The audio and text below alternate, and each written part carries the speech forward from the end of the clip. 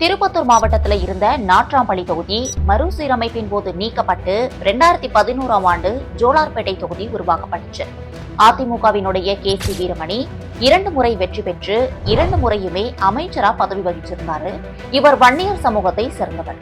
தற்போது எம்எல்ஏவா இருக்கக்கூடிய திமுகவின் தேவராசு வாணியம்பாடியை சேர்ந்தவர்.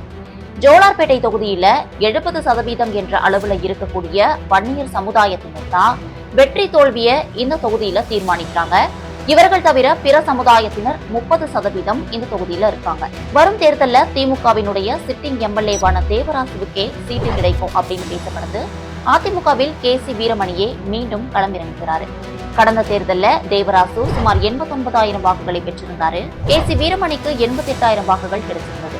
வெற்றி வாக்கு வித்தியாசம்னு பார்த்தா சுமார் 1,100 மட்டும்தான். நாம் தமிழர் கட்சியின் சிவா 13,000 வாக்குகளை பெற்றிருந்தாரு. திமுக எம்எல்ஏ தேவராசு கடந்த தேர்தலின் போது கொடுத்த வாக்குறுதிகளை நிறைவேற்றாததுனாலையும் தொகுதியில தங்காததுனாலையும் திமுகவினுடைய செல்வாக்கு சரிந்து உள்ளதாக பார்க்கப்படுது. விஜயனுடைய தாவேகா கட்சிக்கு முதல் தலைமுறை வாக்காளர்களின் ஆதரவு கிடைக்கும் அப்படின்னு நம்பப்படுவதனால அவரும் கணிசமான வாக்குகளை பெறுவாரு.